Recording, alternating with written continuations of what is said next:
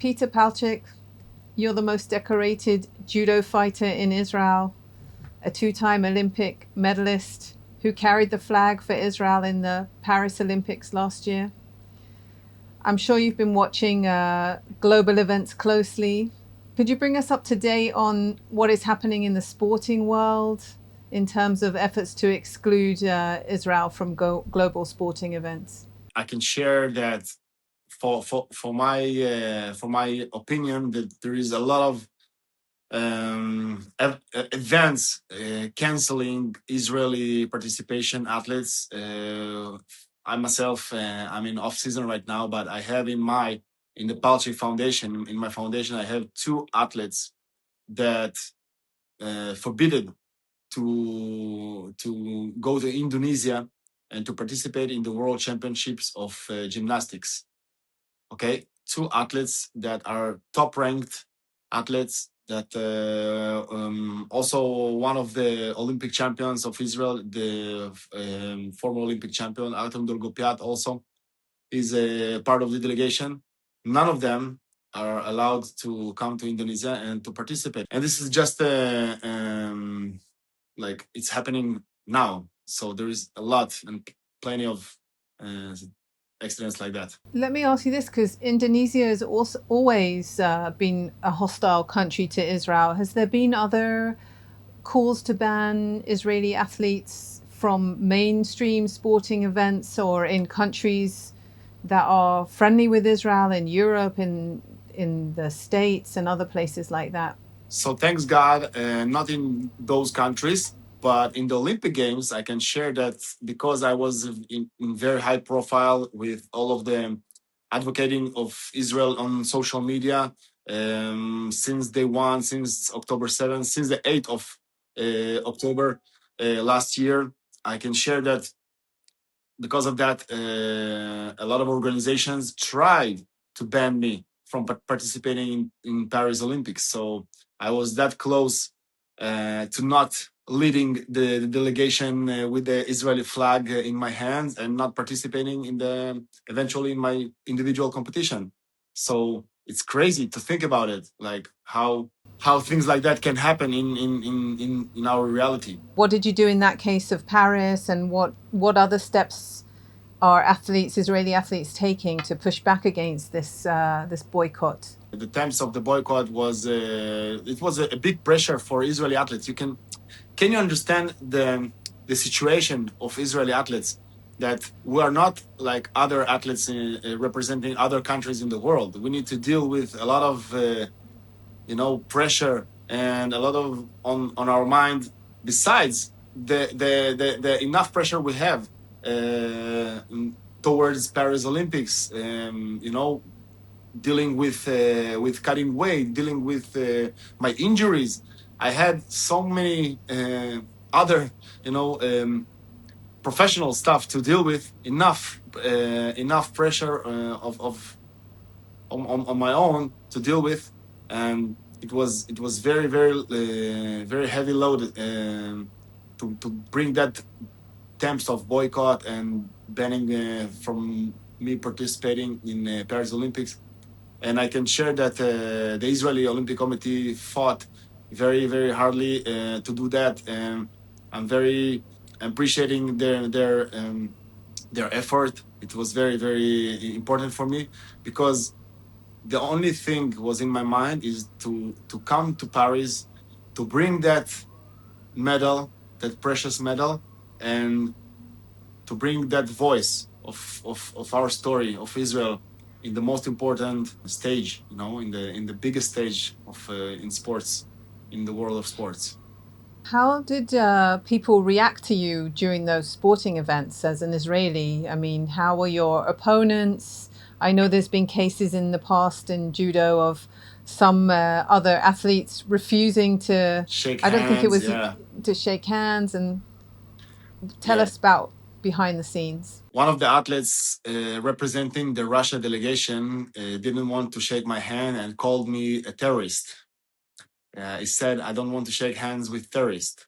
So I had these cases on, in my story also, but I was happy that in Paris Olympics that was no political issues inside the Olympic Village.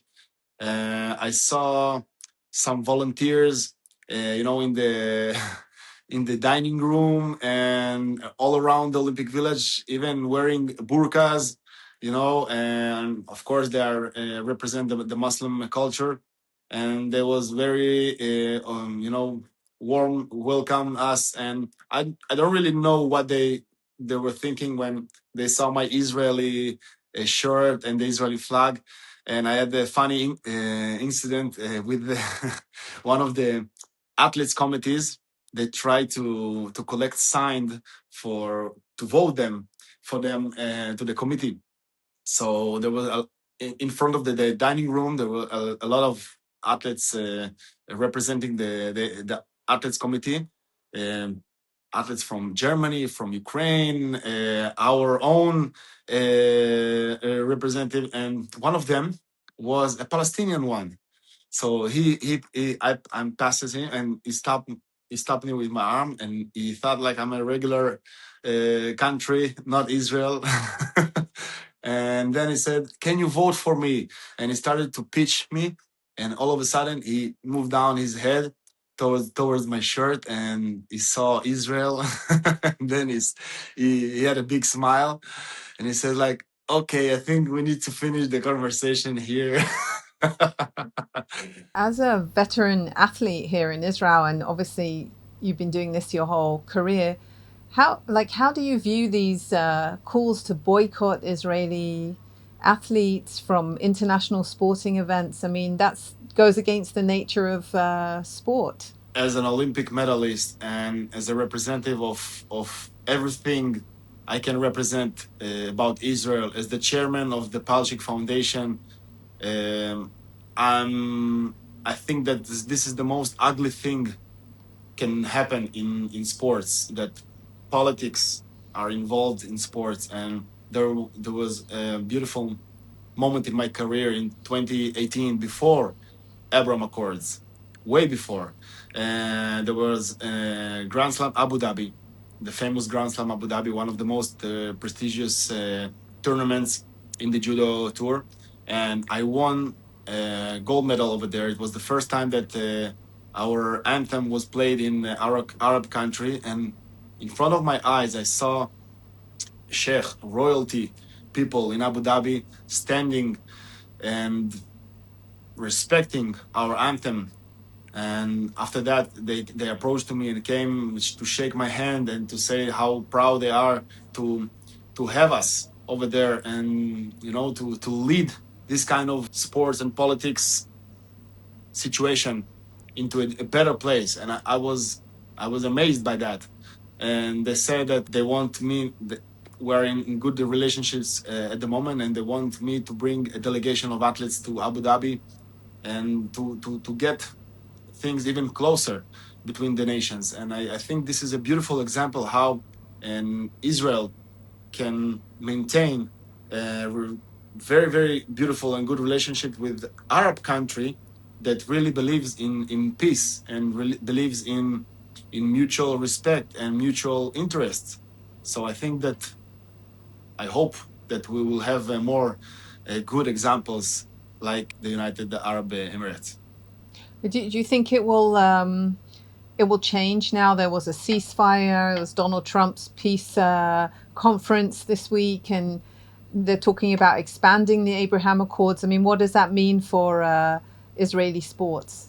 I feel that this is an accurate moment in our history that things can change. I think that the peace agreement will make our, all our lovers out there in the world, make them a little bit relaxed, because there is a real interest for all the Middle East to maintain the peace, that peace agreement. And I think that it also will change the way those Arab countries around us, and maybe a little bit further, how they see Israel in this ecosystem.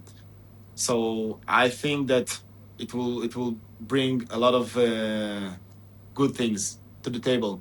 And thanks God, Donald Trump is involved with this. I just actually wanted to ask you something more about the Paris Olympics. And I know that the security was very, very tight. And you talked about the pressure that you felt before you went, not just from the training and preparing physically, but also, the worries of the boycott and also security threats. So maybe you could talk about that a little bit.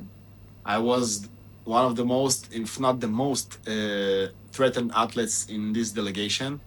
I had a private security from the GGN, from the French special forces, driving everywhere outside of the Olympic Village, of course, because officially we're not able to. I was not able to leave the Olympic Village. It, I was closed there inside, and sometimes you need to maintain the trainings and do the weight cut and all these professional things I usually do, to prepare myself. And I need to deal with these threats. Some officers from the Israeli special forces will. Every morning I had a coffee with him, showing him all those messages I received on Instagram, also all the platforms on social media. And sometimes those threats was real, were real. And Mm-hmm. it's a lot to deal with. It's a lot because I can only imagine what could happen, me walking towards that boat as the Israeli flag there in the opening ceremony. And it was first time in an open air environment, not in a closed stadium, which is very not very, but more easy to protect. In open space, it's a lot of threats outside, buildings along the Seine River. And I had bad intuition about that. I in my mind, in some thoughts I thought that something bad gonna happen. But with saying that, I also dreamed about that moment since I was a young kid. And I felt that in that moment is the most important thing I can do for my country in front of billions of people around the world watching right now the opening ceremony. I I need to hold that flag high and proud with a lot of strength and to show that to the world. So you're not just a judo fighter, you're a fighter for Israel as well. Always, always and everywhere. Was it you that I saw? Didn't you have like an argument with someone? When was it? In the In last Japan, year or in something? Japan, Yeah, in yes, Japan. yes, Tell us, yes. tell me about that. I saw that on your It was Instagram. it was in a training camp in Tokyo, and Japan and Tokyo especially. It's a country, they're pacifists, that they don't deal with wars and weapons and stuff like that. So it was very odd to see all of a sudden a group of 300, 400 Palestinian supporters, Hamas supporters, and we were heading back to our hotel after training, and all of a sudden we see that, and I could not stand aside. I took out my gi from my suitcase. I wear it, and of course there is the Israel flag. There was my name on my back, and I dived in in this protest and tried to deal with them. Of course, not in a violent way. Only afterwards, I received a lot of messages from my family, like, "How could you risk yourself? You're, like a few months before the Paris Olympics, and my wife was pregnant. At the moment, it was like 4 or 5 months." And we had the twins already. So a lot of things in my mind. Only after that, like someone could stab me over there. Someone could break something. I don't know, but I could not stand on the side and see that and not take an action. And tell me, you've been traveling. You're in the US and meeting with students. What kind of work were you doing there, and what message were you taking abroad? Since Paris Olympics, 1 year and 2 months after Paris Olympics, I've visited the United States more than 6 times, and I think I had more than 15,000 encounters with Israeli, with Jewish, and not Israeli, not Jewish, also people around all the United States, and it's in a lot of meetings I had with them, lectures I do, panels, events, and my message is always loud and clear: Jewish and Israeli people in the United States must be proud of themselves, must be strong. We need to carry that with proud, and for the students, I hear a lot of incidents of boycotting students in campuses and harassments and violence. And first of all, I said to all those students, go learn judo, go learn jiu-jitsu, learn to protect yourself, but also, it will increase your inner strength and the self security with yourself, and it's so important, and to be very united also. What's your message to people who want to boycott Israel in the sporting field? I would say that it's very ugly and nasty thing to do, because there is no place in our reality for boycotting and harassments in sports, in global sports. All of us, we're just athletes that wants to fulfill our dream, our childhood dream, usually, and to bring our goals, to bring proudness to our families, to our nations, and I think that should be the message. Each one of us, it doesn't matter if from Israel, from Saudi Arabia, or Japan, or United States, it doesn't matter. We're all people, we're all athletes.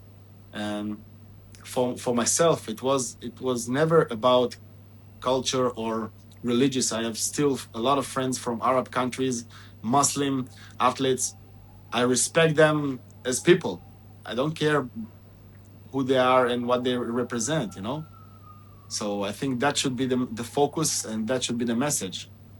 Let's just be regular athletes, and bring the best out of ourselves, and whoever is the best, he should win. And you've been busy also dancing with dancing with the stars. Dancing So with the what's stars. harder, Yeah. dancing Did you or watch? judo? Did you watch my dances? I watched some of them. Yeah, I did. You're very Yeah. good. I'm a better athlete than I'm a dancer. That's what I can say. It was but hard but learning hey, the steps. quarterfinals. You Yeah, did good. You it did was good. hard. It was hard. Yeah. Peter Paltchik, thank you so much for joining us on this broadcast. Thank you so much for having me.